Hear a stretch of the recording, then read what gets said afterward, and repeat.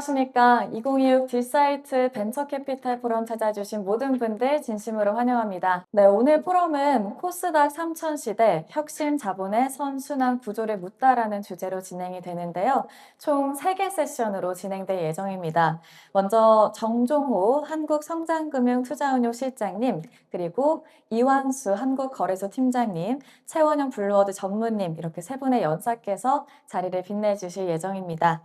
네, 오늘 발표에 앞서 이번 포럼을 주최하신 딜사이트 미디어 이승호 의장님의 개회 말씀 청해 듣겠습니다. 이른 아침부터 바쁘신 일정 가운데서도 자리를 빛내주신 벤처캐피탈 업계 및 투자기관 관계자분들께 진심으로 감사의 말씀을 드립니다. 오늘 우리는 코스닥 3000시대라는 역사적 전환점 위에서 국내 벤처 투자 시장의 미래를 논의하기 위해서 이 자리에 모였습니다. 우리 자본시장은 질적 도약이 필요한 시점에 서 있습니다. 이재명 정부가 추진하는 150조 원 규모 국민성장펀드는 단순한 자금 공급을 넘어 민간 자본을 끌어들이는 강력한 마중물이 될 걸로 보입니다. 이번 정책 금융은 벤처 생태계의 고질적인 자금 쏠림 현상을 해소하고 유망 기업이 안정적으로 성장할 토대를 마련하는 데 초점을 맞추고 있습니다. 정책의 변화가 시장의 선순환 구조를 어떻게 구축할지 심도 있는 논의가 필요한 시점입니다. 시장 내부의 과제도 분명합니다. IPO 시장 정체로 벤처 캐피탈의 회수 통로가 좁아진 상황은 우리가 함께 해결해야 할 숙제입니다. 이번 포럼은 토큰 증권 STO 시장 개방에 따른 엑시트 전략 혁신안과 기업 성장 집합 투자기구 BDC가 가져올 변화를 비중 있게 다루고자 합니다. 새로운 회수 경로가 시장에 어떤 활력을 불어넣을지 살펴보는 시간이 될 걸로 기대합니다. 오늘 이 자리에는 업계 최고의 전문가분들이 함께해 주셨습니다.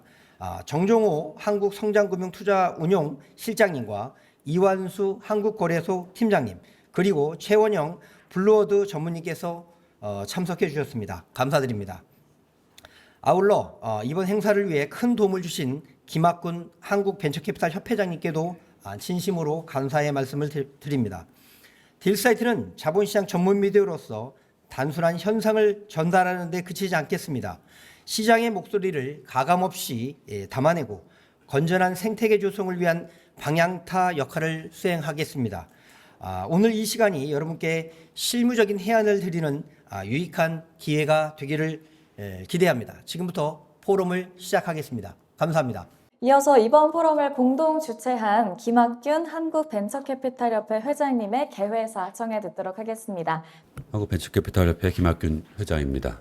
우선 이렇게 중요한 시기에 코스닥 3000시대 혁신자본의 선순환 구조를 묻다, 매우 시적절한 이런 주제를 가지고 오늘 이렇게 뜻깊은 행사를 주최해 주신 딜사이트 이승호 의장님께 다시 한번 감사 말씀드립니다. 우리나라가 지난 30년 동안 벤처 생태계를 정부 주도로 잘 만들어 왔습니다. 그리고 이제 선진화의 문턱에 있고 지금 도약을 해야 될 시점입니다. 선진화를 하지 않으면 선순환이 안 되는 구조까지 다다라왔다고 보고 있습니다. 우리가 그 유니콘 정책을 한때 펼친 적이 있습니다. 매해 유니콘이 몇 개 투자가 됐느냐를 놓고 정책의 성패 여부를 가르던 시절이 있었습니다. 그 유니콘들 하나도 성장이 안 되고 있습니다. 네, 우리나라 코스닥에 받아줄 체력이 없습니다. 무엇이 문제냐? 선순환이 안 되고 있다는 뜻입니다. 미국의 예를 들어보겠습니다. 미국은 벤처 투자 금액보다 나스닥에 상장한 이후에 투자 금액이 더 큽니다. 다시 말씀드려서 나스닥 상장이 성장의 끝이 아니라 성장의 새로운 시작입니다. 벤처 투자 금액은 미국은 우리나라보다 GDP 비율 대비 한 1.25배 많습니다. 그런데 나스닥 상장한 기업에 대한 투자가 벤처 투자 금액보다 1.7배, 2배 가까이 많습니다. 아마도 벤처 투자를 받은 미국에서 벤처 투자를 받은 기업 중에 아마 100분의 1 정도만 나스닥 갈 겁니다. 그 기업들이 상장한 이후에 2배 가까이 자금을 받는다. 다시 말씀드려서 벤처 투자 시장에서 받은 자금보다 100분의 1이 올라갔다고 치면 상장만 하면 200배의 자금 조달을 했다 이런 뜻이 되겠습니다. 우리나라는 공모 자금 조달한 이후로 끝입니다. 우리나라는 코스닥은 개인 투자가 비중이 95%이고 미국은 기관 투자 비중이 80%입니다. 이 구조적인 문제를 해결해야 선순환이 되고 우리나라에서 글로벌 기업이 탄생하고 여기서 롤모델이 나와서 오히려 벤처 투자 시장은 민간 생태계로 굴러갈 수 있는 그런 절호의 기회이자 위기의 시점이라고 생각합니다. 지금 이재명 정부는 생산적 금융을 필두로 하여 국민성장 펀드를 150조를 조달하여 지금 펀드의 개념으로 정책을 펼치려 하고 있습니다. 매우 시의적절한 부분이라고 생각합니다. 생산적 금융이라는 게 결국 무엇이겠습니까? 부동산에 잠겨있던 자금들이 기업으로 흘러들어오는 그런 과정이라고 생각합니다. 기업으로 흘러들어오려면 어떻게 해야 되겠습니까? 기업이 계속 펀더멘탈이 좋아지고 롱텀 장기적인 투자가들이 그 기업들을 받쳐주면서 같이 성장을 해 나가야 됩니다. 테슬라는 2010년에 나스닥 상장했습니다. 2019년까지 무려 10년 동안 적자였습니다. 그럼에도 불구하고 그 사이에 120억 달러를 투자를 받았습니다. 그래서 2020년부터 글로벌 기업이 되었고 지금 AI와 자율주행과 전기자동차 시대를 앞당기면서 전 세계를 선도하고 있습니다. 우리나라 같은 경우에 10년 동안 적자였다. 과연 살아남을 수 있었겠습니까? 다시 말씀드려서 모험자본, 혁신자본의 범위가 코스닥 상장사까지 넓혀져야 되고 벤처 정책의 범위를 코스닥 상장사 이후까지 넓혀서 코스닥의 기관 투자가 유동성을 공급하는 것이 매우 중요한 시점이다라는 것을 다시 한번 말씀드립니다. 지금 코스닥 승강제라든지 코스닥 세그먼트 나누는 것 그리고 종목 상장 금지 등 사실 디테일이 매우 중요한 정책들이 발표되고 있습니다. 큰 부분에 있어서 동의하는 바이고 저희도 적극 찬성합니다. 하지만 코스닥의 1부, 2부, 3부 리그로 나눠지면서 저희 투자한 기업들이 2부 리그 혹은 3부 리그로 상장할까 봐 그것이 매우 걱정스러운 시점입니다. 다시 말씀드려서 기관 투자가 비중을 높이고 그리고 프리미엄 리그에 우수한 기업들은 상장할 수 있는 그런 제도가 반드시 보완되어야 된다라는 점을 다시 한번 말씀드립니다. 테슬라는 나스닥의 프리미엄 리그에 상장을 했습니다.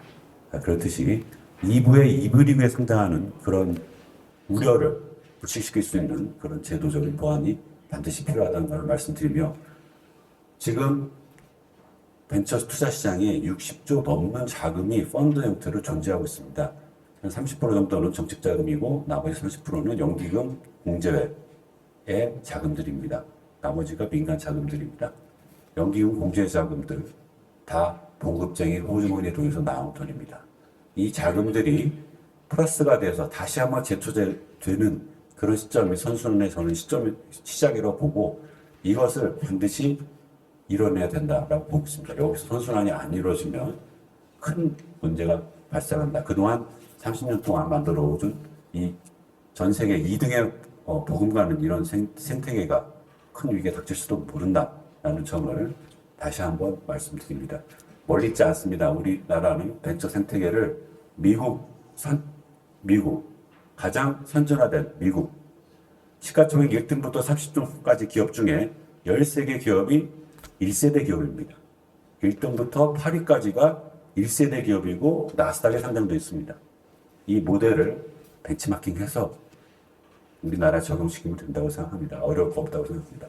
오늘 이런 적절한 시점에 이런 좋은 행사를 마련해 주시고 저에게 발언 기회를 주신 뒷사이트 여러분께 다시 한번 감사 말씀드리며 오늘 행사가 매우 의미 있고 우리나라 자본시장의 선순환에 좋은 출발점이 되기를 기대합니다.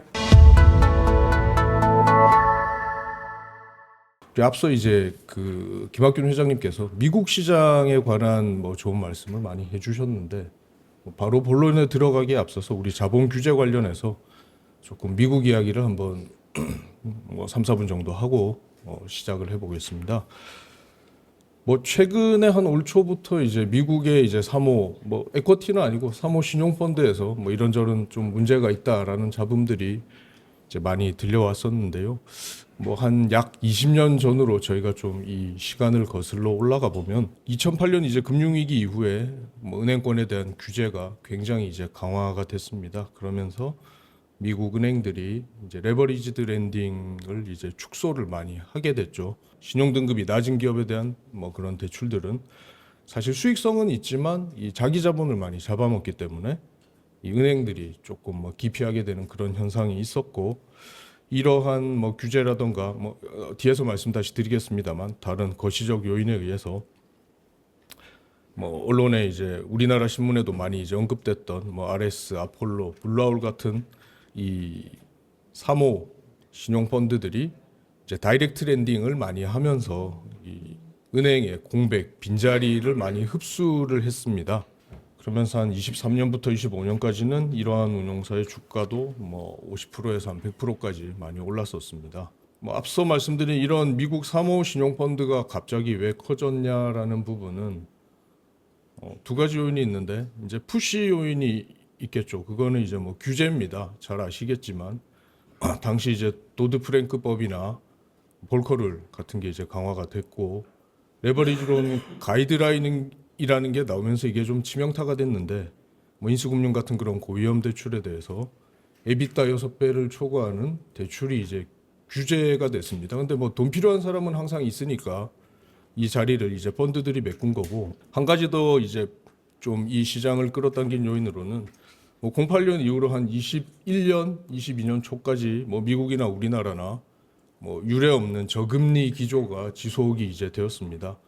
그러다 보니까 뭐 연기금이라던가 이런 공저애들의 대체 투자 수요는 뭐 계속 존재하는데, 상대적으로 고금리인 이런 시장에 돈이 많이 들어갔고, 또 특히 이런 펀드 같은 경우는 뭐 은행에서 신디케이션 해보신 분들은 아시겠지만 굉장히 이제 좀 복잡합니다. 뭐 주간은행이 있고 뭐 이 텀신 만드는데 뭐 이랬다 저랬다 하고 뭐 그러는데, 미국 같은 경우는 이제 우리나라와 달리 이제 세컨더리론 시장이 상당히 이제 발달이 돼 있다 보니까 일단 앞단에서 펀드가 받아서 뒷단에서 셀다운하면서 하다 보니까 뭐 PE나 이런 스폰서들이 이 딜을 정해진 기간에 딱 완수하기에 좋은 그런 또 뭐 장점이 있었습니다. 금리는 상대적으로 좀 비쌌지만.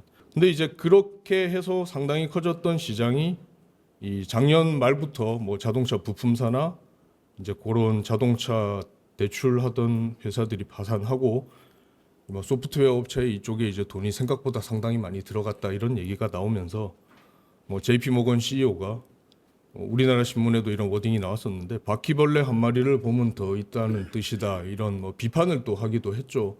물론 본인은 이제 은행의 CEO로서 뭐 펀드랑 반대되는 입장에 있었고, 당시 뭐 볼커룰에 대해 이제 굉장히 비판적인 입장에 있던 사람이다 보니까 당연히 이제 상대방을 뭐 좀 공격을 했던 것 같긴 합니다. 그리고 이제 최근에 뉴스에 나오기로는 뭐 블루아울 같은 리테일 투자자가 상대적으로 많았던 그런 사모 신용 펀드에 투자자의 이제 환매가 좀 대안되면서 상당히 좀 시장이 좀 패닉에, 부분적으로는 패닉에 좀 빠진 일이 있었는데요. 국민성장펀드 시대 이제 우리나라 벤처캐피탈 시사점이랑 자본규제 개선을 얘기하는데 왜 미국 얘기를 하고 있냐, 시작부터 생각해 보시면 이제 미국의 3호 신용펀드 같은 경우는 그 규제 때문에 그 시장이 사실 생긴 겁니다. 그리고 또 이 규제가 뭐 계속 그대로 있는 건 아니죠. 이제 계속 바뀌어가는데, 미국에서도 이 트럼프가 이제 대통령이 되면서 아까 앞서 말씀드린 2013년에 제정됐던 그 레버리지드 렌딩 가이드라인이 작년 말에 이제 폐기가 됐습니다. 그리고 그 외에도 조금 뭐 대형은행의 레버리지 비율 요건이라든가 이런 부분들이 조금 은행에 친화적으로 변경이 계속되고 있고요. 그러면서 뭐 앞서 이제 JP 모건 CEO 발언에 대해서도 말씀을 드렸지만, 미국에서도 지난 10년간 사모 신용펀드가 좀 차지했던 시장을 다시 이제 대형 은행들이 가져올 수 있게 규제가 조금 바뀌고 있습니다. 우리나라 얘기를 이제 여기서부터 좀 시작을 해보려고 하는데요. 우리나라는 은행이 이제 처음부터 이제 이 벤처캐피탈 시장에 제대로 들어온 적이 뭐 사실 없죠. 뭐 미국도 마찬가지입니다. 미국에서는 뭐 연기금 공제 뭐 학교 기금이 대부분이다 보니까 뭐 원래부터 이제 에쿼티 쪽에는 돈이 거의 안 들어오는 걸로 알고 있는데, 하여튼 뭐 우리나라에서 이제 지금이 굉장히 좀 이 변곡점에 서 있다라고 생각되는 부분이, 은행이 말씀드렸지만 이제 최초로 좀 제대로 이 모험자본 시장에 들어올 수 있는 물꼬가 이제 열리고 있다라고 이제 볼 수 있는 것이 이제 지금 시점입니다. 그게 이제 구체화되고 있는 부분이 제가 오늘 설명드릴 내용이고요. 그래서 자본규제 합리화 방안에서 나온 부분이 이제 작년에 금융위원회에서 이제 그 합리화 방안을 발표를 했었고, 이제 올해 3월에 이제 실제로 감독원에서 이 시행세칙을 개정을 했습니다. 그래서 그 부분도 간단하게 설명을 드리겠습니다. 오늘 이제 국민성장펀드에 대해서 뭐 누차 말씀을 드렸습니다만은 이 규모가 굉장히 큽니다. 이제 150조 원 규모고, 이 중에 이제 간투만 35조인데 뭐 5년이니까 연간으로 나누면 한 7조. 그래서 이제 기존에 뭐 정책형 뉴딜 펀드나 혁신성장 펀드가 연간 한 3조, 4조였던 거에 비하면 꽤 상당히 이제 간접 투자에서도 이제 볼륨이 커졌다고 볼 수 있을 것 같고요.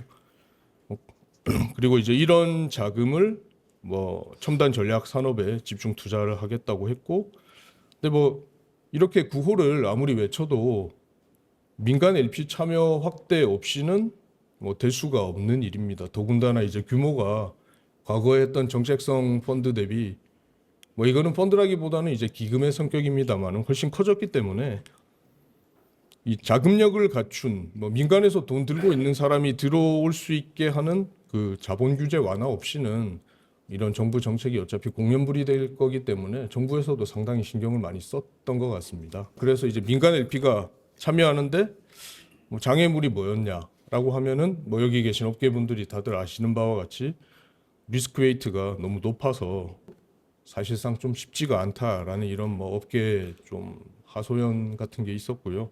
뭐 기존 규정에 따르면 이제 뭐 주식이나 VC 펀드에 이제 출자를 하면 RW가 이제 400%가 다 적용이 됐습니다. 제가 뭐 실제로 은행에서 근무할 때도 벤처 투자 조합, 뭐 신기 조합은 전부 다 400%였고, 그러다 보니까 이제 여기 나와 있는 것처럼 은행이 벤처 펀드에 100억을 태우면 어쨌든 위험 가중 자산은 400억이 돼 버리니까 뭐 그러면 이제 자기 자본을 이제 4배로 깎아 먹으니까 굳이 이제 할 이유가 없죠. 그냥 뭐 주택담보대출하는 게 훨씬 낫겠죠.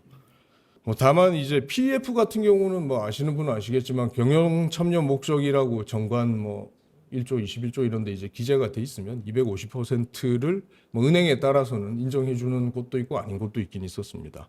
뭐 그러다 보니까 이제 앞서 말씀드린 것처럼 이 국민성장펀드를 성공적으로 조성하기 위해서 좀 자본 규제를 진짜 합리화해야겠다라는 거를 이제 당국에서도 많이 인식을 했고, 그럼 글로벌 기준을 좀 살펴보고 뭐 우리도 여기 맞춰가지고 조금 합리화해보자 이런 생각을 했던 것 같아요.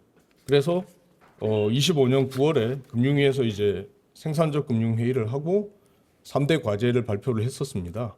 주담대는 상대적으로 좀 메리트를 줄이고, 그게 이제 1번에 나와 있는 거고요. 실제로 뭐 작년 대비 올해 보시면은 기업 대출 비중이 많이 올라갔습니다. 뭐 이에 대한 심평사들의 우려도 사실 약간은 이제 생기기 시작하는 것 같긴 한데요.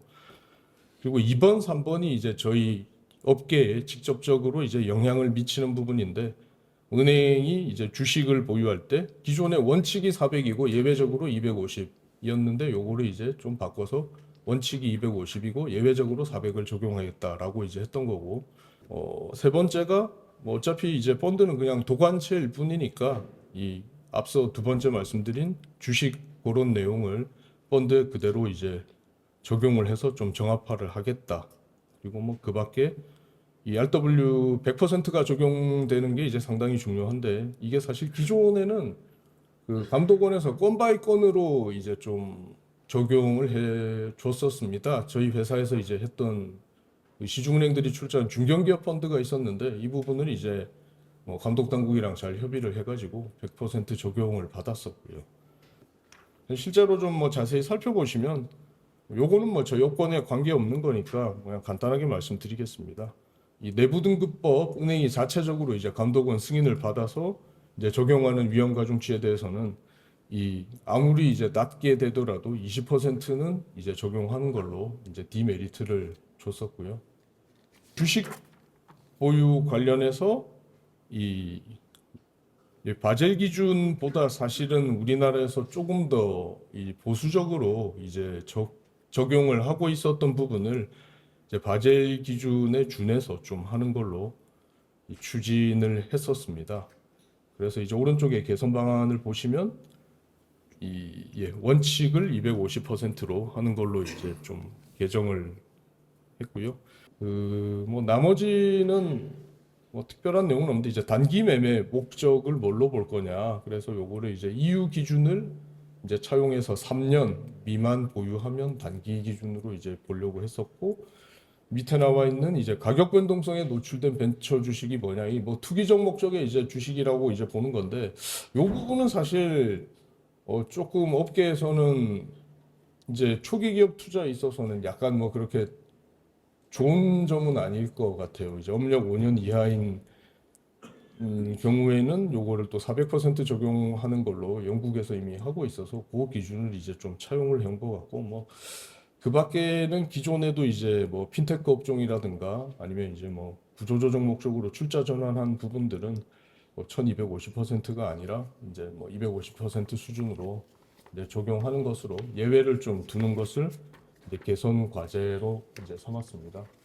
그래서 그리고 이제 펀드 투자 관련해서는 이 말씀드린 것처럼 이 도관체로 봐서 마찬가지 연동해가지고 원칙을 250%로 하겠다라는 게 있었고, 펀드 특례, 그러니까 이제 리스크 웨이트가 100% 적용되는 부분은 이 세 가지 요건이 있습니다. 요건이 사실 뭐 읽어보시면 무슨 얘기인지 잘 모르겠어요. 좀 두루뭉실해가지고 이거를 법령 해석으로 해가지고 좀 구체화하겠다라고 좀 이제 가이드를 제시하겠다고 이제 했었습니다. 그리고 이제 마지막 부분은 조금 이제 실무상 애매한 부분들이 있었는데, 뭐 약정만 해놓고 한도 미집행된 부분에 대해서는 그럼 리스크 웨이트를 어떻게 적용할 것인가, 이런 부분에 대해서도 뭐 약정서에 그런 내용이 이제 들어가 있으면 아직 이제 출자하지 않은 이 자녀 부분에 대해서도 특례를 적용해서 100%를 할 수 있게 해주겠다, 뭐 그런 내용들이었습니다. 그래서 이제 실제로 좀 중요하게 작용하는 이제 특례 부분에 대해서 좀 더 살펴보면은 이 바젤 기준하고 국내 규정이 기존에도 사실 워딩은 거의 뭐 비슷했습니다. 조금 더 이제 큰 틀에서 차이가 있다 그러면 이 바젤 기준은 이 법제화된 프로그램이어야 한다라는 굉장히 타이트한 적용을 이제 그 기준을 적용하는 반면에 이 우리나라에서는 법적 절차에 따른 주식 등 해가지고 조금 모호하게 이제 룸을 열어줬었고요. 대신에 이제 바젤은 이 규제가 타이트한 대신에 아예 이제 자본 적립 요구에서 제외를 해줬습니다. 이거 이제 자본 적립을 안 해도 되는 거고, 우리나라에서는 뭐 제가 보기로는 조금 이제 요건이 약간은 더 루즈한 대신에 이제 100%를 그러니까 적용 적립 요구가 제외되는 건 아니고 100%는 적용을 하는 방식으로 좀 돼서 뭐 약간의 온도 차이는 있었던 것 같습니다. 그래서 이제 실제로 이제 이 방안이 작년 9월에 나왔다고 말씀드렸는데요. 한 6개월 정도 있다가 이제 감독원에서 실제로 이제 은행업 감독 업무 시행세칙을 이제 별표 3에 나와 있는 내용인데 개정을 했습니다. 개정을 이제 해서 뭐 내용은 별로 없어요. 그냥 앞서 말씀드린 그 400%를 250%로 이제 하는 거고, 이제 투기적 거래 목적의 비상장 익스포저는 400%를 하겠다라고 이제 요거를 명시를 해놨습니다.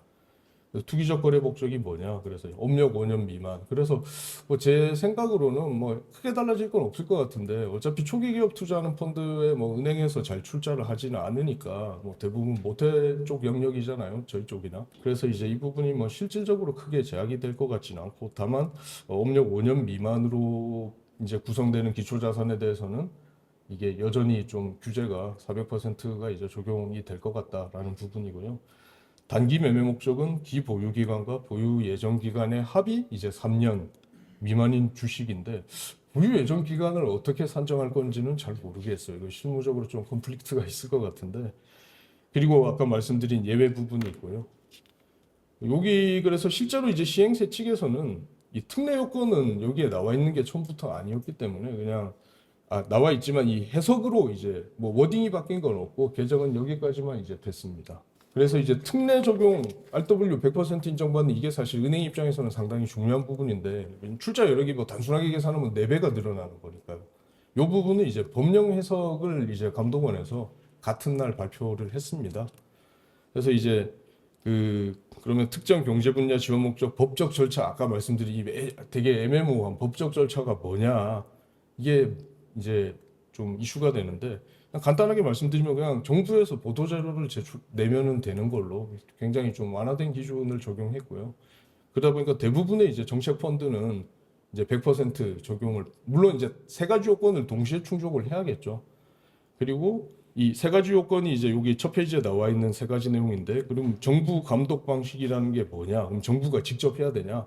그런 거는 아니고 정부가 직접 또는 운용사, 투자 참여 주체 이거 아마 LP를 얘기하는 거겠죠. 그래서 LP를 통해서 뭐 정기적으로 점검하면 뭐 KDB나 성장금융 뭐 이런 재정모 펀드 이런 거를 아마 얘기하는 것 같습니다. 그래서 그런 거 통해서 정부에서 정기적으로 점검하면은 정부의 감독하에 운영되는 걸로 봐주겠다. 그래서 뭐 보통 재정 뭐 펀드들 보면 매년 이제 성과 평가 같은 거 보고 다 이것도 다 이제 그 정부에 제출을 하는 걸로 알고 있거든요. KDB 통해서 그런 부분도 다 감독을 하고 있는 걸로 아마 인정을 할 것 같습니다. 투자금액 보조 주체는 그럼 정부만 되는 거냐? 그건 아니고 정부도 되고 지자체도 되고 위험 가중치가 0인 공공기관. 그래서 저는 사실 IBK가 되게 좀 애매했거든요. IBK는 정부가 100% 지분을 들고 있는 곳도 아니고 심지어 이제 상장이 돼 있는 회사잖아요. 그래서 사실 이거는 좀 이 소액주주하고는 좀 컨플릭트가 있을 수도 있을 것 같다는 생각은 사실 했었는데 이 기업은행까지 다 포함이 되는 걸로 명시가 돼 있습니다. 첫 번째 질문에 이제 보시면. 그래서 이제 실무적으로는 이 정부 보조 방법과 정도가 이제 사실 좀 중요한 부분인데 여기 계신 분들보다는 이거는 이제 은행에서 출자 업무 담당하시는 부분이 어떻게 보면은 분들이 조금 더 이제 관심이 있으실 부분일 수는 있을 것 같아요. 그래서 동순위는 20% 이상, 이제 후순위는 7.4% 이상을 이제 깔아주면은 요거는 이제 그 정부에 이제 상당한 보조가 있다라고 이제 봐주는 건데, 근데 이게 이제 뭐 20%라던가 7.4%라는 게 제가 뭐 바젤 원문을 찾아봐도 안 나와 있어요. 이거 나와 있는 거는 아닌 것 같고, 제가 생각하기로는 이거는 이제 그 좀 각국의 규제 당국에서 이런 정량적인 부분은 뭐 얼마나 해주면 상당한 보조냐라는 거를 판단하도록 하는 것 같은데 직관적으로 계산을 해보시면은 이 100억 중에 동순위 20억을 태웠다라고 하면은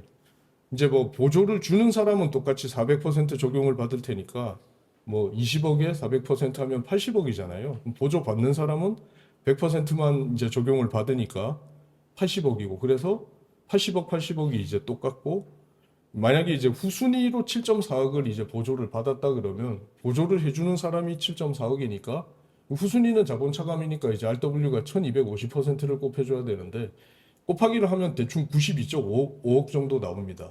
그러면 나머지 7.4억을 뺀 선순위 출자자가 100억에서 7.4억을 빼면 92.6억이잖아요. 그래서 이걸로 유추해 봤을 때 이 상당한 보조라는 거에 이 계량적인 근거는 보조를 해주는 사람하고 보조를 받는 사람이 동일한 수준으로 이 균등 분담을 하면은 상당한 보조를 해주는 걸로 보는 것 같습니다. 뭐 공식적으로 어디서 얘기해 준 건 없어요. 근데 역산을 이제 해보면 그렇다라는 거고요. 이게 이제 제가 이제 조금 좋게 말하면은 굉장히 많은 이 정부 지원에 대해서 이런 이제 페이버를 주는 거고 이제 조금 다만 이제 리스크 측면에서 보면 이 위험이 어디로 간 건 아니잖아요, 사실. 어디로 간 건 아니거든요. 이게 이제 여기서도 이제 뭐 동순위나 선후순위 구조 트렌칭을 말씀을 드렸지만 뭐 저희가 일반적으로 생각하는 유동화 구조에서는 선중 후순위 트렌칭을 하면은 위험의 총량은 같지만 리스크 리턴 선호에 따라서 사실은 선순위 투자자, 중순위 투자자, 후순위 투자자의 가져가는 위험의 각자의 양은 다르지만 총량은 이제 그대로 유지가 되는데 이거 같은 경우는 그냥 위험이 안 보이게 살짝 치워놓은 것 같은 느낌이에요. 그냥 이 정부라던가 그 밖의 주체가 보조를 해주면 그냥 네 위험을 줄여줄게. 사실 위험이 어디로 간 건 아니에요. 출자자 입장에서는 그냥 숫자상으로 장부상의 이 위험을 줄여주는 거지. 그래서 이건 뭐 개인적인 생각이긴 한데, 그래서 이제 자본 규제가 오늘 주제잖아요. 자본 규제 효율성이 이제 제고는 되지만 이 위험의 가시성이 좀 저하되는 이 트레이드오프 관계는 있는 것 같다. 근데 이제 전자가 더 중요하다는 정책적 판단 하에 뭐 워낙 이제 안 하니까요.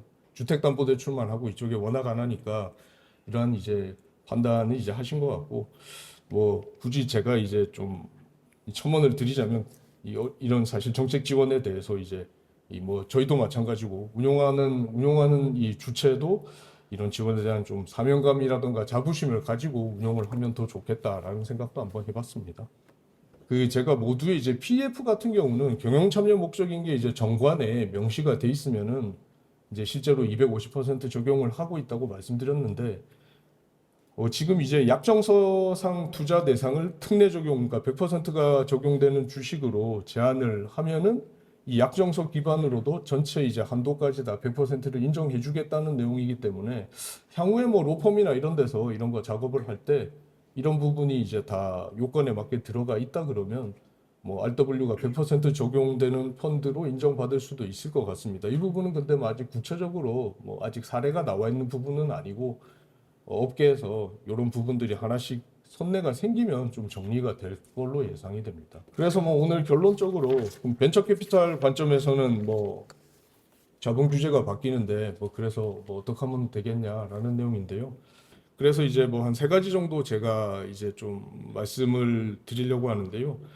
뭐 국민성장펀드의 어떤 정부 감독 보조 요건을 선제적으로 충족하면 좋겠다. 근데 뭐 이미 그거는 구조를 설계하면서 다 그렇게 지금 반영이 돼 있는 걸로 보이고요. 뭐 기금이나 그 KDB 자금이 뭐 재정펀드나 이런 자금이 이제 동순위로 20% 이상 들어가게 아마 나중에 하드캡을 씌울 것 같아요. 자펀드가 이제 만들어지기 시작하면. 그래서 그 요건은 뭐 다 이 정책기관에서 다 충족하도록 할 것 같고, 그렇기 때문에 뭐 이런 분야에 대한 뭐 GP 입장에서는 좀 투자 전문성이 있으면 더 좋지 않겠나. 어차피 그쪽 분야에 투자하는 펀드다 보니까 그런 내용이고요.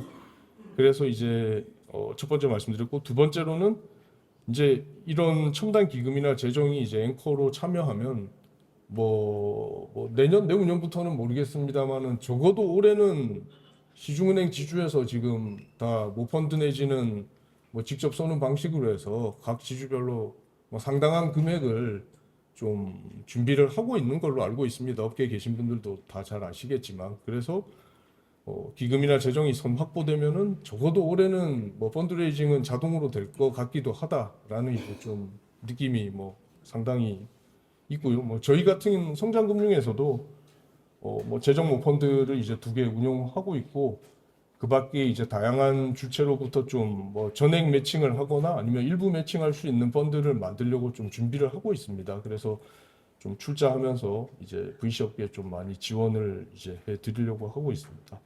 그리고 이제 세 번째는 이제 뭐 앞서 말씀드린 것처럼 약정서 기반 접근법에 대한 가이드라인이 나왔기 때문에 이 100%를 충족하는 펀드를 만들 수 있고, 이런 게 이제 정리가 된다 그러면 뭐 출자자인 은행 입장에서는 좀 환영할 만한 일이 아닐까. 그래서 뭐 운용사에서도 거기 맞는 구조를 좀 만드시면 어떻겠나라는 생각을 한번 해봤습니다.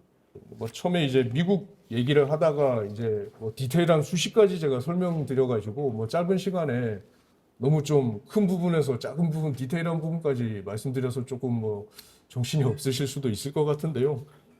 뭐 결국 제가 드리고 싶은 말씀은, 이런 규제라는 게 생기면 이제 뭐 이익을 보는 쪽도 있고 뭐 상대적으로 불이익을 보는 쪽도 있고, 그렇기 때문에 뭐 꼭 규제가 나쁜 것만이 아니라 그 방향이 어떻게 되느냐에 따라서 잘 적응을 하면은 좋지 않을까. 그래서 자본 규제가 좀 시장의 판도와 자금의 흐름을 좀 바꾸는 측면이 있으니까 이런 규제 변화를 이 펀드 구조에 잘 녹여내면 이 경쟁력으로 좀 잘 갖출 수 있을 것 같다라는 그런 말씀 드렸습니다. 오늘 간단히 BDC 저희 제도 입안이 완료가 됐는데요. 뭐 물론 이제 정부 발표도 그 전에 있었고, 하지만 그걸 좀 정리해가지고 제가 간략히 설명드리는 자리를 갖도록 하겠습니다. 먼저 좀 말씀드릴 것은 지난 3월 17일에 자본시장법령 개정 시행이 완료가 됐고 저희 코스닥 시장 상장 규정도 시행 완료가 됐습니다. 그렇지만 아직 상장 신청된 BDC는 아직은 없는 상태고요. 예, BDC는 개요부터 설명드리면 미국 같은 경우에 굉장히 활발하게 지금 결성돼서 운영이 되고 있고요. 약 하나로 200조 이상 규모로 한 50개 정도의 BDC가 상장되어 거래 중에 있습니다.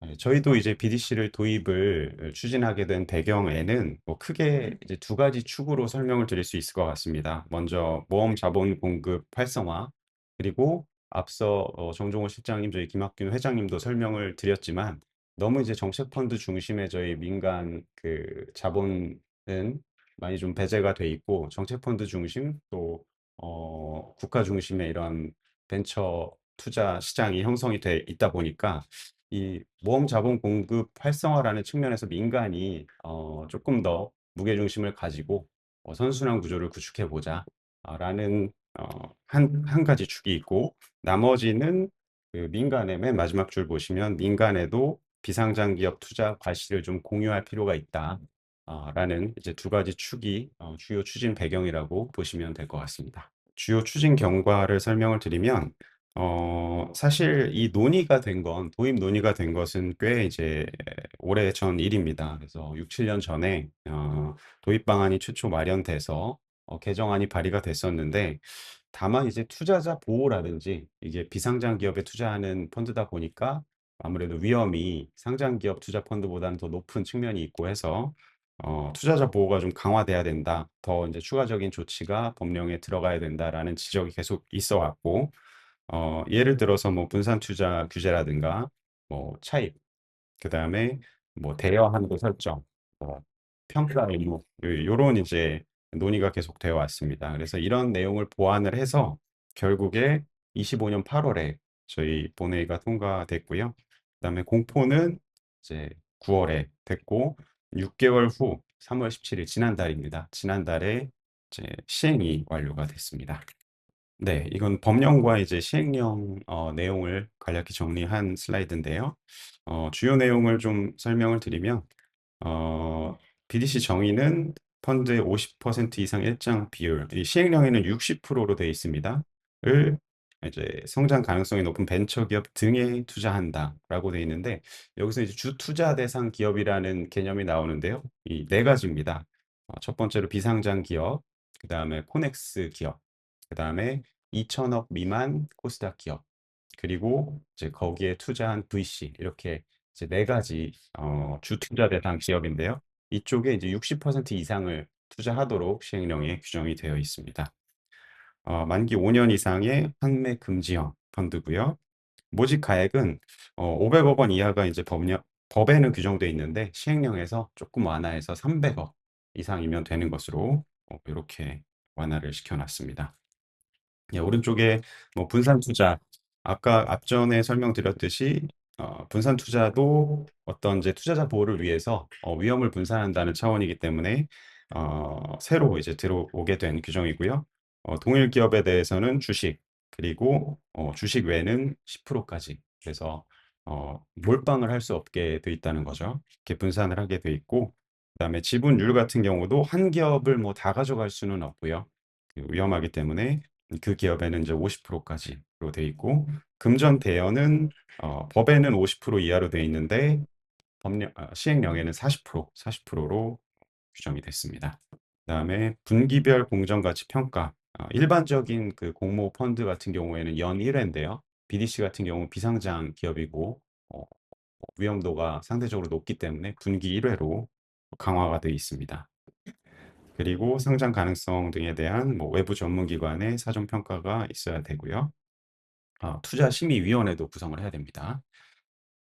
그리고 인가단에서는 자본시장법상 금투자 대비 다소 완화된 변경인가 요건이 적용이 돼서 기존에 이제 공모 운용사 외에도 VC가 운용사로서 BDC를 결성해서 운영할 수 있도록 이렇게 되어 있습니다. 예, 아까 설명드린 이제 두 가지 축인데요. 벤처 혁신 기업에 대한 모험 자본 공급을 활성화하고 이 선순환 체계를 구축한다는 한쪽 측면과 일반 국민이 비상장 기업에 투자해서 그 과실을 누릴 수 있도록 하자라는 이제 두 번째 축이 있습니다. 이를 통해서 벤처 생태계를 조금 더 저희가 키워서 선순환 체계로 가져가자라는 어, 목적으로 저희 BDC를 도입하게 되었습니다. 이 다음부터는 사실상 저희 이제 거래소에서 상장을 했을 때 이제 어떤 제도로 운영이 되느냐라는 거고요. 매매 제도랑 상장 제도 정도 설명을 드리면 될 것 같고, 물론 여기에 이제 공시 제도도 있기는 한데, 공시는 이제 상장이 됐을 때 뭐 주투자 대상 기업에 어떤 변화가 있고 뭐 요런 내용이기 때문에 매매 제도와 상장 제도만 설명을 드리도록 하겠습니다. 일단 뭐 매매 체결, 뭐 접속 매매, 단일가 매매 이런 내용은 뭐 일반적인 지분 증권과 동일하다고 보시면 되고요. 공매도도 가능하고 업팅론도 있다. 다만 공매도 과열이나 단기 과열 뭐 이런 거는 지정하지 않고 LP 제도는 따로 운영하지 않습니다. 시간외 시장도 운영하지 않고요. 변동성 완화 장치도 적용을 합니다. 뭐 정적 VI, 동적 VI 잘 아시겠지만 뭐 정적 VI 같은 경우에는 그 전일 종가 대비 뭐 일정 비율 이상이 갑자기 급등락하는 경우, 그리고 동적 VI 같은 경우는 직전 체결가입니다. 직전 체결가 대비 코스닥 같은 경우 6% 갑자기 이제 변동할 경우에 발동이 돼서 단일가 매매로 2분간 전환하게 돼 있습니다. 그런 룰들은 다 적용이 되고요. 서킷 브레이커, 뭐 사이드카 다 적용이 된다고 보시면 되고요. 그다음에 뭐 휴장일 똑같고 저희 매매 거래 시간은 시간외나 뭐 대량 매매가 없기 때문에 8시 반부터 정규장 시간, 호가 접수 시간을 기준으로 15시 반까지 이렇게 보시면 되고, 기세 적용이라고 되어 있는데 기세는 만약에 이제 LP 제도가 없기 때문에 거래량이 좀 뭐 상대적으로 떨어질 수 있습니다. 이런 경우에는 전일에 최고 매수가 또는 최저 매도 호가 이거를 이제 기세로 적용한다라는 저희 룰이 있는데, 예, 그거를 이제 그대로 적용한다는 내용입니다. 그리고 지정가 호가만 가능합니다. 시장가는 따로 가능하지 않고요. 뭐 IOC, FK 잘 아시겠지만 뭐 바로 체결되지 않으면 캔슬되는 거고, 필요월 킬은 이거는 전액 이제 그런 전액 체결이 되면 남아 있고 그렇지 않으면 바로 캔슬되는 그런 주문 형식인데 이것도 지정을 가능하도록 하고 있습니다. 이제 다소 이제 기술적인 내용이긴 한데 VI 모두 적용이 되고 일시 정지 적용이 되고, 그다음에 뭐 종목별로 매매거래 정지 사유가 있을 경우에는 정지가 됩니다. 저희 뭐 상장 규정 뭐 다음 슬라이드에서 설명드리겠지만 이것도 이제 상장이 되면 저희가 상장 유지 요건을 관리를 해야 되기 때문에 거래 정지도 일어날 수가 있게 돼 있습니다. 시세 공표, 수탁 제도, 기타는 참고해 주시면 될 것 같습니다. 상장 제도인데요. 상장 절차는 저희 원칙은 공모를 기준으로 해서 예비 심사를 먼저 신청을 하고 예비 심사 승인이 날 경우에 일반 지분 증권과 같이 증권 신고서를 제출해서 증권 신고서 효력 발생을 한 후에 공모를 하는 절차인데요. 지금은 이제 사실상 저희 예비 심사 절차가 그 인가 성격으로 되어 있기 때문에 더군다나 이제 상장이 3년간 유예되는 전문 투자자 자금만으로 결성하는 BDC도 가능하기 때문에 현재는 그 신한 1호 같은 경우처럼 먼저 증권 신고서를 제출하고 효력 발생을 시킨 후에 지금 투자자 모집을 진행하고 있습니다. 그리고 만약에 이제 전문 투자자 자금만으로 모집이 된다면 저희한테 이제 3년 이내 상장 신청을 하게 되고, 거기에 이제 공모 일반 투자자가 들어오게 돼서 모집이 완료가 되면 저희 쪽에 90일 이내 상장 신청을 하게 돼서 저희 거래소 시장에 상장돼서 거래가 되게 됩니다. 참고로 이제 주식과 이제 같은 코드로 KR 저희 7 코드라는 코드를 쓰는데, 예, 그렇게 해서 올려서 거래를 시킬 예정입니다. 상장 유예 기간 3년은 지금 말씀드린 거고요. 상장 요건 같은 경우 저희가 일반 지분증권도 외형 요건과 질적 요건을 보고 있는데 마찬가지로 보고 있고요. 금융위 등록 여부라든지 양도 제한이 불존재해야 된다. 설립 규모는 그 시행령에서 정한 300억 이상이어야 된다. 라는 내용이 외형 요건이고, 뭐 경투, 안정성, 투자자 보호는 심의위원회라든가 내부 통제 절차가 잘 구축되어 있는지, 또 공시할 수 있는 체계가 잘 구축되어 있는지, 이거는 코스닥 시장 상장 법인이라는 개념이 코스닥 시장에 그 자사가 발행한 증권을 상장한 법인입니다. 그래서 운용사가 이 제한 대상이 되겠습니다. 또 상장 관리도 마찬가지로 저희가 운영을 하는데요. 예를 들어 감사 의견 비적정이 나왔다든지, 아니면 뭐 규모가 미달한다든지 이렇게 되면은 저희가 상장 폐지 사유로서 일단 관리 종목에 지정을 하고요. 관리 종목 제도도 운영이 됩니다. 관리 종목 1차로 지정을 하고, 대부분의 경우 이제 재차 다시 해당이 되게 되면 상장 폐지 사유에 해당하는 것으로 이렇게 되어 있는데, 뭐 상당히 크리티컬한 이거는 실질 심사 제도가 없기 때문에, 일반 지분증권 같은 경우에는 잘 아시다시피 실질 심사 제도가 있습니다. 이건 전부 형식적 폐지 사유고요. 실질 심사는 잠깐 설명을 드리면, 기업이 만약에 그 실질 심사 트리거를 건드렸을 경우에는 기업의 계속성이라든지 경영 투명성, 기타 투자자 보호를 저희가 종합 심사를 하게 됩니다. 근데 이거는 이제 단순히 감사 의견 미달이라든지 규모 미달, 이런 이제 형식적 요건만 보게 되는 거고요. 네, 여기까지 저희 이제 제도는 설명을 드렸고, 현재 상장을 저희 신청한 BDC는 아직은 없습니다. 그렇지만 저희가 시스템적으로 뭐 준비는 이제 해 놔야 되기 때문에 4월 27일 이달 말 기준으로 시스템을 일단 완성을 해 놓으려고 이제 진행을 하고 있습니다. 다만 저희 시스템과 회원사, 여러분들께서 직접 이제 투자를 하려면 회원사 쪽에 이제 회원가입 되어 있으시고, 회원사, 즉 이제 증권사 를 통해서 저희 쪽으로 들어와서 거래를 하시게 되는데, 증권사 시스템도 완비가 돼야 되는데, 이거는 이제 세제 혜택이랑 좀 관련이 있습니다. 그래서 조특법이 지금 아직 통과가 안 됐기 때문에 회원사 쪽에서는 이제 어느 계좌로 세제 혜택이 적용 가능한 계좌로 갈 것이냐, 불가능한 계좌, 일반 계좌로 갈 것이냐, 이게 좀 디파인이 먼저 돼야 된다는 입장이어서 이제 그게 이제 조율 중에 있습니다. 그래서 그 내용이 좀 확정이 되면 일단 오픈을 할 수 있을 것 같고, 저희가 시스템 준비하는 일정은 이달 말 정도까지는 준비를 하려고 합니다. 실제 거래가 돼서 오픈을 되려면 방금 말씀드렸던 그 회원사단의 시스템, 그리고 실제 뭐 신한 BDC도 말씀드렸지만 상품이 상장 신청을 저희한테 해서 올라와야 되기 때문에 실제 거래까지는 조금 시간이 소요될 수 있다, 이렇게 말씀드릴 수 있겠습니다. 다음으로 뭐 모의 시장, 이 내용도 저희 뭐 시장 개설에 당연히 이제 같이 있는 내용이고요. 뭐 참고하실 만한 사이트가 있고, 저희가 이 BDC를 최초 이제로 우리나라에서 운영이 되는 상품이다 보니까, 뭐 관계 당국과도 마찬가지고, 저희 뭐 금융투자협회라든가 뭐 예탁원이라든가 여러 가지 이제 업무를 준비하면서 상장이 이제 원활히 될 수 있도록 저희가 준비를 해 왔습니다. 그리고 이제 만약에 상장이 된다면 문제 없이 거래가 이제 될 것으로 생각은 하고 있습니다.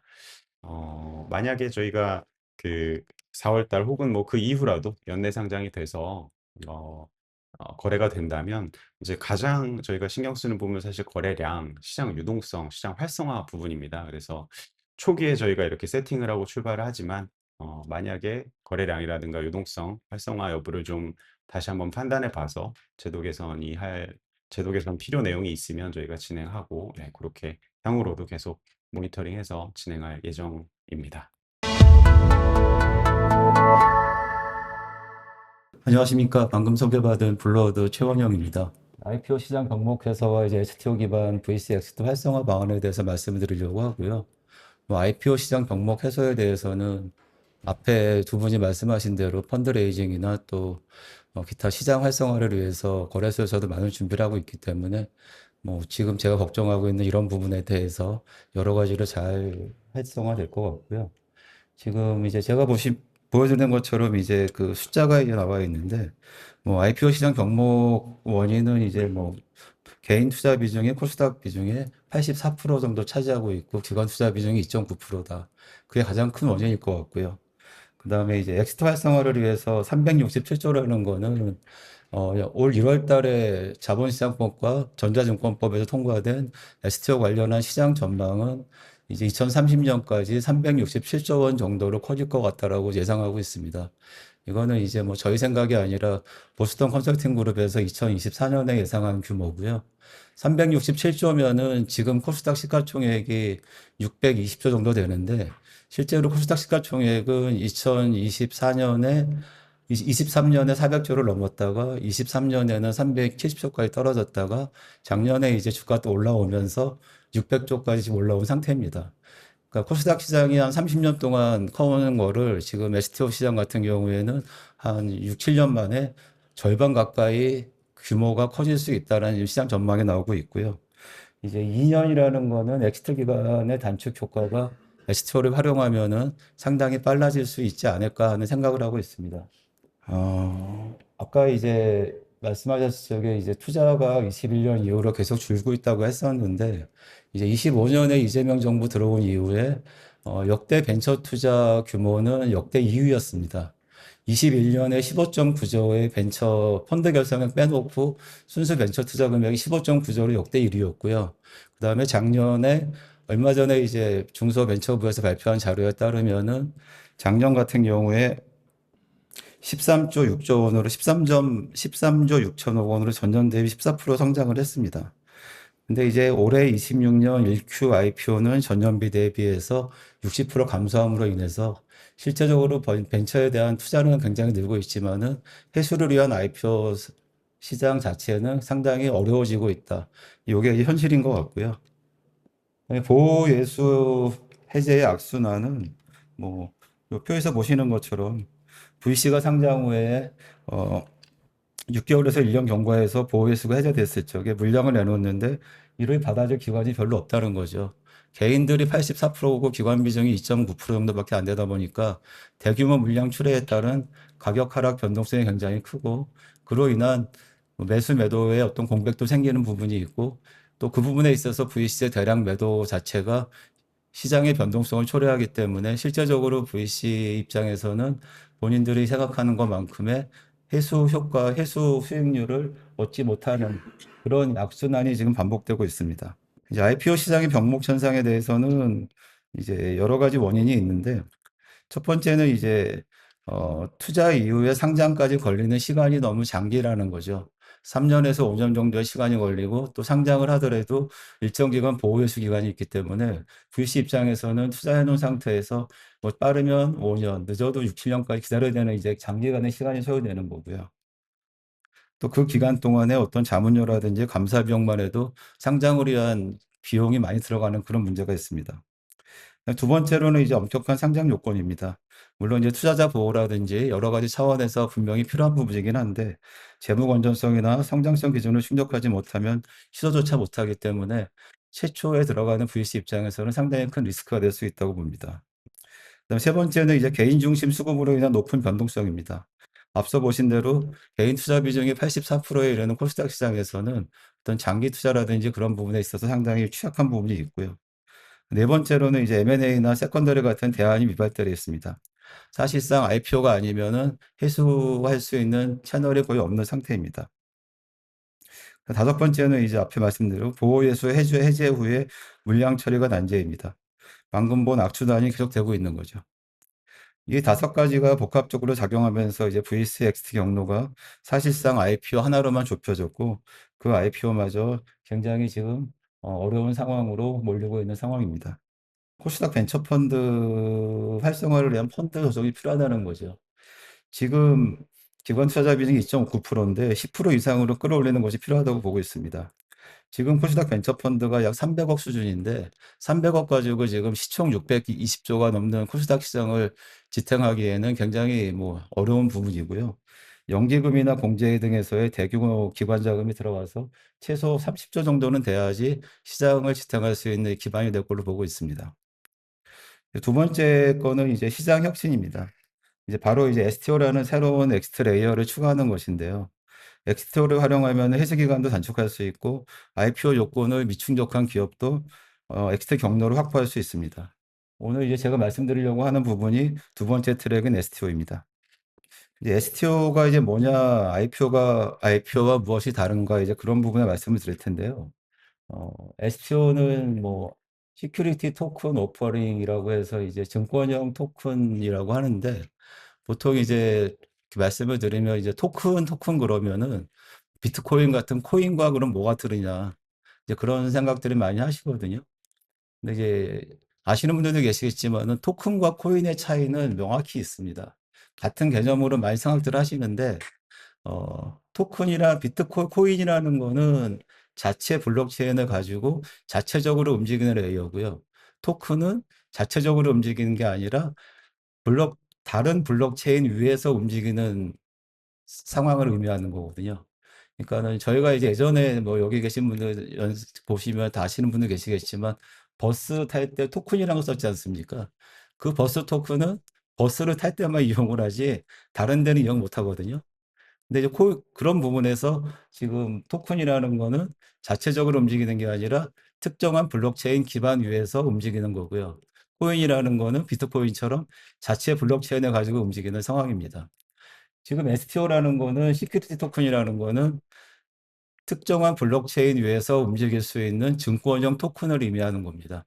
STO에 대해서 세 가지로 간단하게 말씀드리면은 이제 세 가지입니다. 이제 STO는 일반 가상자산이나 이런 코인이 아니라 법적 증권입니다. 비트코인이나 이더리움 같은 암호화폐가 아니라 자본시장법의 규제를 받는 합법적인 디지털 증권입니다. 주식, 채권과 같은 법적 효력이 동일하고요. 배당권, 의결권 등 주주 권리가 모두 보장이 됩니다. 두 번째는 이제 즉시 유통이 가능하다고 했는데 IPO처럼 어떤 상장을 위한 기간이 필요가 없이 발행 후에 ATS나 대체거래소를 통해서 현재는 안 되고 있지만 24시간 거래가 가능하도록 진화되고 있습니다. 블록체인 기반이라서 어떤 이제 시장의 영향도 안 받고 국정도 초월할 수가 있습니다. 네, 세 번째는 조각 투자가 가능합니다. 지분 전체를 한꺼번에 할 필요가 없이 일정 부분씩 단계적으로 유동할 수 있고 시장 충격을 최소화하면서 전략적으로 엑스 타이밍을 조절할 수 있는 겁니다. STO를 통한 엑스트는 4단계 프로세스로 말씀드릴 수가 있겠는데요. 첫 번째는 자산 토큰화입니다. 기업 지분을 블록체인 토큰으로 변환을 해서 토큰화하는 건데 현재 이제 많이 쓰이는 거는 이더리움 기반의 ERC20이라는 스마트 컨트랙트를 많이 활용하고 있습니다. 두 번째는 규제 승인입니다. 아까도 말씀드렸듯이 STO라는 거는 자본시장법에 적용을 받는 증권이기 때문에 실제적으로 자본시장법을 준수해야 되고 KYC나 AML 자동화, 그다음에 스마트 컨트랙트 감사가 이 단계에서 이루어집니다. 증권사나 금융위의 승인을 받는 과정입니다. 세 번째는 2차 유통입니다. 승인이 나면은 STO, ATS 또는 STO 전용 거래소에서 24시간 거래가 시작됩니다. 국내뿐 아니라 싱가포르, 홍콩 등 해외 거래소와도 연계가 가능한 부분입니다. 네 번째는 투자자 회수입니다. VC는 분할 매도를 통해서 원하는 시점에서 원하는 만큼 유동화가 가능할 수 있습니다. 전통 IPO의 보호 회수 해제 후 일괄 매도가 아니라 전략적 분산 투자가 가능해지는 겁니다. IPO하고 STO를 VC 관점에서 직접 비교해 드린 건데요. 이제 예를 들어서 헬스 기간에 보시면은 IPO 같은 경우는 이제 보통 짧은 것도 있지만은 보통 최소한 3년 정도 보시는 것 같고 또 보호 일수가 6개월에서 1년 정도 그래서 보통 4년에서 5년 정도 이제 기간이 필요하다고 볼 수 있는데 STO는 이보다 훨씬 좀 시간 단축이 좀 가능할 것 같다고 보고 있습니다. 상장 요건 같은 경우는 IPO는 엄격한 재무성 재무나 성장 기준을 충족해야 하지만은 STO는 상장 요건 미충족 기업도 충분히 토큰화 가능합니다. 물론 이제 토큰화 가능하다라고 해서 아무거나 다 되는 건 아니고요. 이거 토큰화를 할 적에는 항상 증권 신고서를 제출해야 되기 때문에 감독원에서의 공시실에서의 심사를 받고 증권 신고서의 효력이 발생해야지만 거래를 할 수 있게 돼 있습니다. 매도 방식 같은 경우에는 IPO는 이제 보호예수로 하는 게 있지만은 STO로 발행됐을 적에는 보호예수란 기간이 없이 바로 시장 매각이 가능할 수 있고요. 그다음에 기관 참여 같은 경우에 이제 IPO는 기관이 2.9%밖에 없이 취약하지만은 STO는 ATS를 통해서 기관이나 해외 투자자 유입이 가능할 수가 있습니다. 엑스트 통작권 역시 IPO는 시장에 종속되지만은 VC가 타이밍을 주도할 수 있습니다. 수익 기대치는 저희가 이제 IPO 대비 약 1.5배 프리미엄 가능성이 있다고 했는데 이 부분은 이제 앞에 말씀드린 대로 기관이나 해외 투자자 유입을 통해서 수요자가 많아지기 때문에 충분히 가격 자체가 지금보다 더 많이 높게 형성될 가능성이 있다고 보고 있습니다. 다음에 그럼 지금 말씀드린 이제 STO가 어떻게 진행이 되고 있나 이제 그 부분에 대해서 말씀드리겠습니다. 2023년 2월 달에 금융위원회가 토큰 증권 가이드라인을 발표했습니다. 증권성 판단 원칙과 발행, 유통, 규율 체계가 가이드라인이 제시되었고요. 그리고 이제 긴 시간을 지나서 2026년 1월 달에 드디어 자본시장법과 전자증권법을 통과했습니다. 그래서 지금 발행과 유통의 명확한 분리 원칙이 법제화되었습니다. 현재 시행령과 시행 규칙을 만들고 있고요. 얼마 전 금융위원장이 발표한 바에 의하면은 27년 2월 4일 날부터 시행이 될 예정이라고 하고 있습니다.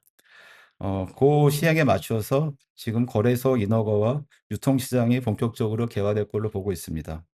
2030년에 아까 말씀드린 대로 국내 STO 시장은 약 367조 원까지 성장할 것으로 예측되고요. 법적 기반은 이미 마련되어 있고 KYC와 AML 의무 준수 체계도 준비 중에 있습니다. 이제 글로벌 STO 트렌드인데요. 지금 글로벌 STO의 빅머니들이 계속 가속화되고 있습니다. 이제 블랙록이라고 다들 아시겠지만은 세계 최대 자산운용사에서는 이미 비들이라는 MMF 펀드, MMF 토큰 펀드를 출시를 했습니다.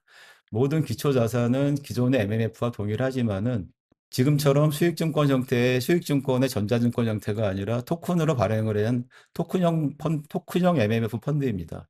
물론 지금은 이제 일반 투자자들 가입할 수 있는 게 아니라 기관 투자자들의 대규모 결제 자금용으로 쓰고 있는데 그 규모는 지금 18억 달러 이상을 초과하고 있고요. 토큰이다 보니까는 어떤 이제 그 기관 증권회사나 이런 은행이나 이런 전통 기관을 거치지 않고 블록체인망에 의해서 결제 기관과 바로바로 결제가 되기 때문에 앞으로 상당히 더 커질 걸로 보고 있고요.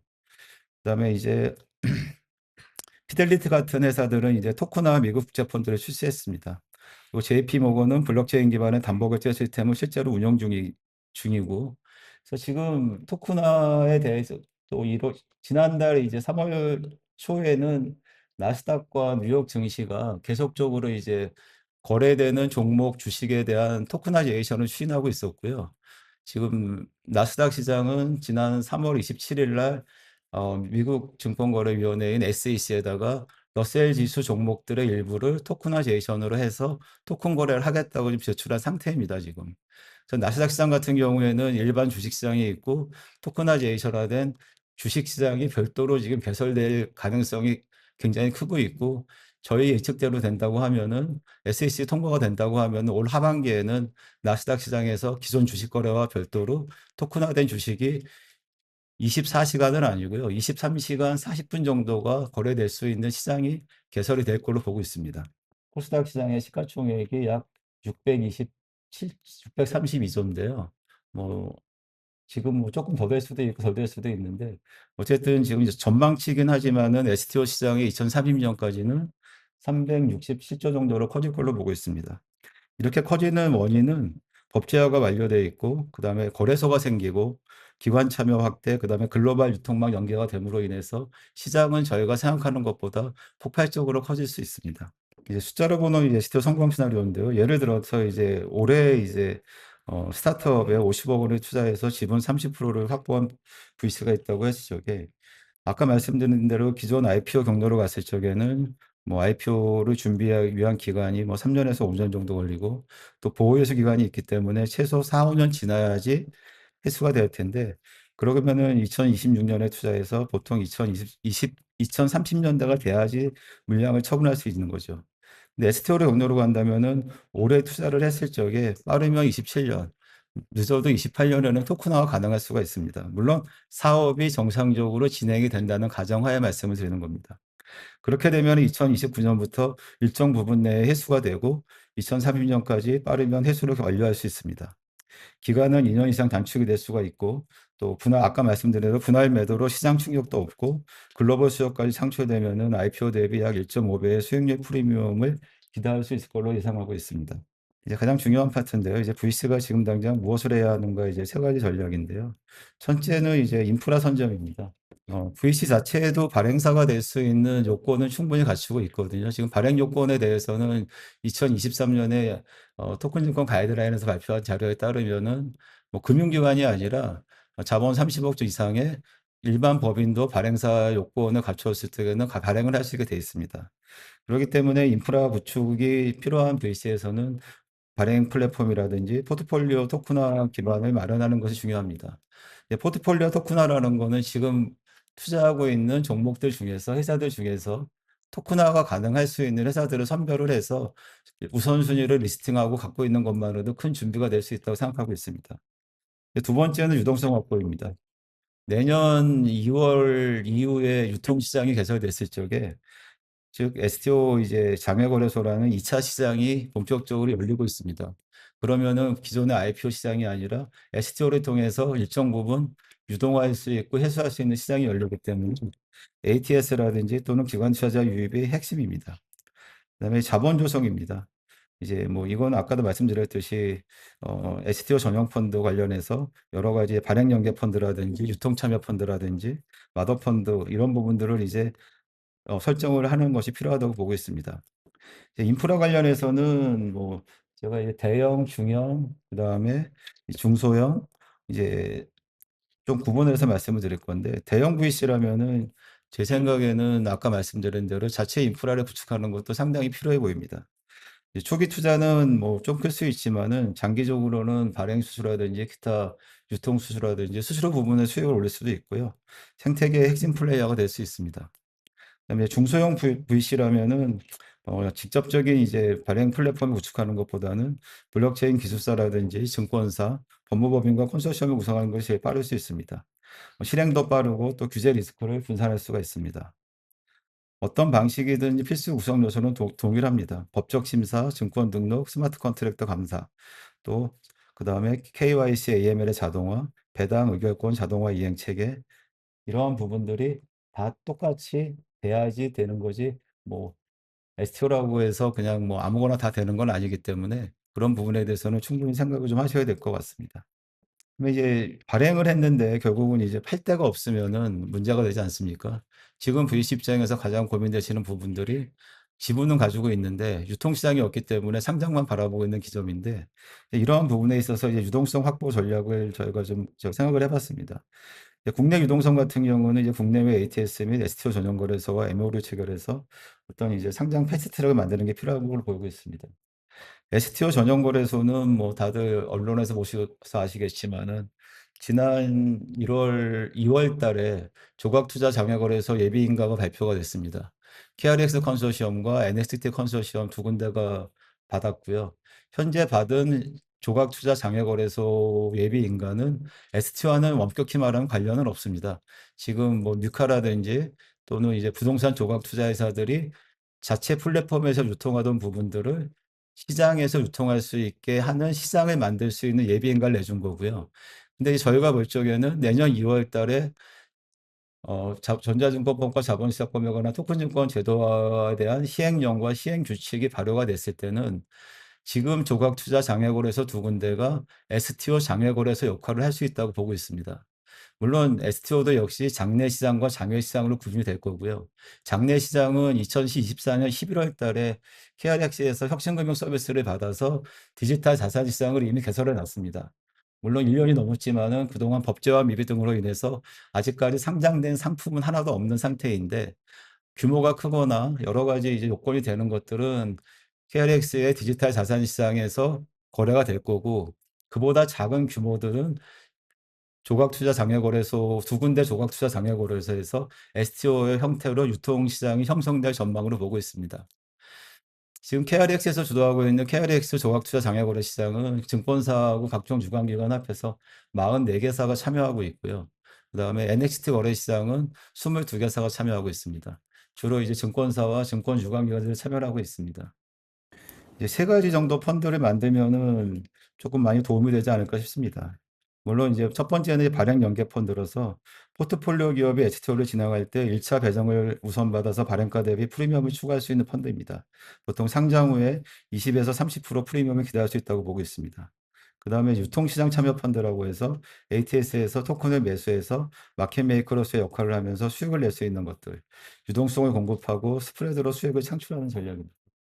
네, 세 번째는 기관 협력 마더 펀드로서 이제 국민연금이나 공제 등 연기금과 협력해서 뭐 수조원 규모의 대형 펀드를 조성하는 건데, 이 세 가지 펀드가 맞불리면은 발행과 유통 자본의 선순환이 만들어지고, 아까도 말씀드렸듯이 기대 수익은 IPO 대비 약간의 일정 부분의 프리미엄이 있을 걸로 보고 있습니다.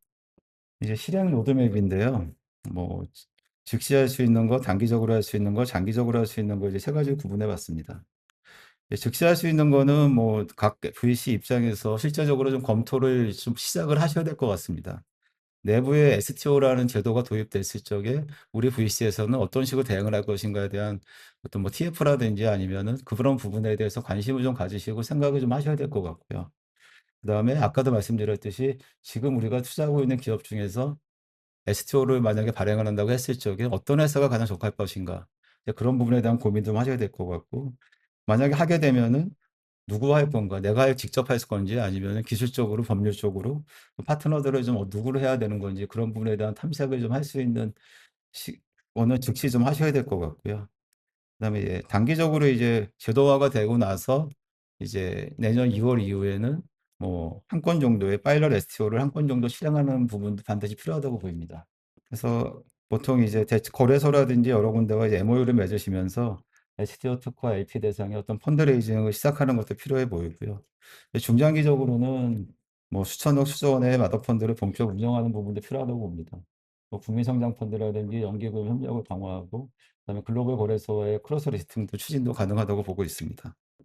지금 VC별 규모에 따라서 이제 실행 가이드를 보시면 말씀드리려고 하는데요. 대형 VC 같은 경우에는 아까도 말씀드렸듯이 자체 플랫폼 구축하고 그다음에 마더 펀드 조성에 도전하는 것도 가능하다고 보고 있습니다. 그 밖에 해외 거래소와 연계를 통해서 글로벌 STO 네트워크 리딩도 가능하다고 보고 있습니다. 네, 중형 VC 같은 경우는 아까 말씀드린 대로 파트너십 모델로 시작해서 발행 연계 펀드를 만들고 그다음에 컨소시엄 참여 및 공동 플랫폼 활용이 효과적일 거로 보고 있습니다.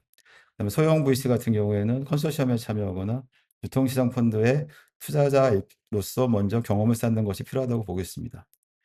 지금 당장부터 이제 이러한 부분들이 이게 될까 생각을 하실 수 있겠지만, 저희가 알지도 못하는 순간 어느 순간부터 STO가 굉장히 중요한 역할을 할 수 있는 시기가 분명히 빠른 시간 내에 다가올 걸로 보고 있습니다. 이제 오늘 말씀드린 거 이제 세 가지 메시지를 핵심적으로 말씀드리면은, 지금 이제 한국 VC 생태계는 구조적인 병목에 빠져 있고 이러한 부분을 해결할 수 있는 새로운 레이디어가 STO가 될 수 있다. 그리고 지금이 법 시행 전에 바로 할 수 있는 골든타임이다라는 말씀을 드리는 거고요. 마지막으로 다시 말씀드릴 것은 STO가 IPO의 대체제는 분명히 아닙니다. IPO라는 IPO와 함께 이제 새로운 엑시트를 할 수 있는 새로운 경로가 될 수 있는 부분이라는 걸 말씀드리는 거고요. 보통 이제 투자를 하실 적에 보시면은 뭐 제가 잘은 모르겠지만은 초기 엔젤 투자부터 시작해서 엑셀레이터 투자 그다음에 시리즈 A, B, C 쭉 올라가면서 투자를 하실 텐데, STO를 통하시면은 상장 전에 시리즈 A 단계에서도 일정 부분 회수가 가능할 걸로 보고 있습니다. 지금까지 이제 VC 분들이 투자하는 방법도 약간 제가 볼 적에는 바뀌어야 된다고 생각하는 게, 지금까지 VC 투자는 100%다 지분 투자가 대부분이었는데 STO가 됐을 적에는 어떤 이제 벤처라든지 중소기업의 프로젝트에 대한 투자도 가능해지십니다. STO라는 게 아까 말씀 새로운 증권의 형태이긴 하지만은 뭐 기존에 있는 지금 주식이라든지 채권 그다음에 화생결합증권, 주식예탁증권과 다른 새로운 증권 형태가 아니라 지금까지 나왔던 4 개의 증권 플러스 투자계약증권과 비금전시탁 수익증권이라는 2 가지 새로운 형태의 증권이 나오면서 6 개의 정형화 증권이 생긴 거고요. 그 6 개의 증권 중에서 투자계약증권이나 비금전시탁 수익증권은 STO를 통해서 유통을 할 수 있게 되어 있습니다, 지금 법적으로. 그리고 투자계약증권 같은 경우에는 공동 발행사와 공동 투자를 함으로 인해서 거기서 나오는 손익에 대한 공동 책임을 지는 거기 때문에 지금까지 어떤 유망한 벤처기업이나 중소기업에 대한 투자가 단순한 지분 투자가 아니라 지분을 인수하지 않고도 그 기업이 행하고 있는 여러 가지 이제 프로젝트라든지 보유하고 있는 IPO 부분에 대해서도 유동화 가능할 수 있는 부분이 있기 때문에 투자 대상을 꼭 회사에 대한 지분 가치가 아니라 그 회사의 지분 가치가 아닌 유망한 프로젝트에 대한 벤처 VC의 투자도 충분히 가능할 수 있기 때문에 그런 부분으로 관점을 조금 이제 넓히는 부분도 이제 분명히 필요한 부분이라고 보고 있습니다. 마지막으로 이제 아까 말씀드린 대로 IPO와 STO 이제 하이브리드 버전인데요. 이제 프로세스를 보시면은 이제 기업의 시드부터 시리즈 B까지 초기 성장 단계에서는 STO로 조기 유동화가 가능해서 부분 회수를 할 수가 있을 걸로 보고 있습니다. 그래서 VC는 지분 일부를 단계적으로 현금화하면서 리스크를 줄이고 그다음에 기업이 충분히 성장했을 때는 시리즈 이후부터 IPO로 브랜드 가치를 극대화하는 거죠. 그래서 이 상태에서는 이제 코스닥이나 코스피 상장을 통해서 공신력을 확보하고 대규모 자금 조달을 할 수 있게 돼 있습니다. 이 두 가지 경로가 함께 작동을 했을 적에는 투자, 성장, STO 회수, 재투자, IPO 상장의 완전한 선순환이 될 걸로 보고 있고요. 네, 이러한 부분이 잘 됐을 적에는 뭐 저희가 지금 얘기하고 있는 2030년에 코스닥 3,000조, 그다음에 STO 367조의 벤처 생태계의 르네상스가 될 걸로 보고 있습니다. 어떤 STO에 대한 여러 가지 이제 그 기초 부분에 대한 뭐 제도화라든지 법제화라든지 뭐 그런 부분에 대한 말씀 없이 바로 이제 VC 입장에서 말씀을 드려서 조금 어려우실 수도 있는데 이 STO가 이제 다시 말씀드리지만은 먼 나라 얘기가 아니라 2026년 1월 19일 날 국회를 통과한 법이고요. 지금 시행령과 시행규칙을 만들기 위해서 금융위 산하에 토큰증권 협의회라는 게 결성이 됐습니다. 그래서 그 밑에 발행, 그다음에 유통, 그다음에 인프라, 그다음에 제도 정비 4개 분과에서 활동을 하면서 시행령과 시행규칙을 만들고 있고요. 금융위에서는 아까 말씀드린 대로 내년 2월 4일 날을 시행일로 잡고 있고 전까지는 모든 규칙 법적인 제도 정비를 완료해서 2월 4일부터는 시행을 할 수 있도록 하고 있습니다. 지금도 아까 말씀드린 대로 이제 투자계약증권이라든지 비금전시탁 수익증권 형태로는 증권 발행이 가능합니다. 근데 유통 경로가 막혀 있는 상태이기 때문에 제한적으로 발행이 가능한 거고요. 근데 27년 2월 4일부터 유통망이 정비가 되는 순간부터는 발행되는 부분이 모두 토큰화돼서 유통을 할 수 있기 때문에 지금 VC들 입장께서는 상당히 새로운 유통시장을 가지고 회수로 투자도 그렇지만은 회수 역시 자유롭 약간 더 유연한 회수 구조를 가질 수 있기 때문에 지금처럼 이제 IPO에 꼭 집진하기보다는 여러 가지 형태의 투자 형태라든지 또 유통 형태에 대해서 지금부터 조금 고민들을 하시면서 방향을 잡으시면은 내년 이후에는 지금처럼 회수라는 부분에 대해서 물론 고민은 크시겠지만은 지금처럼 한 가지 방법밖에 없는 회수보다는 여러 가지 경로로 해소할 수 있는 방법들이 분명히 이제 나옵니다. 그런 부분에 대해서 준비를 조금 더 하시는 게 좋을 것 같다는 의미에서 간단하게 말씀을 드렸습니다. 혹시 뭐 다른 질문 사항이나 그런 거 의문 사항 있으시면은 제가 저기 앞에 저 이메일 주소하고 뭐 저희 홈페이지 올려놨으니까는 언제든 편하게 연락 주시기 바랍니다. 감사합니다.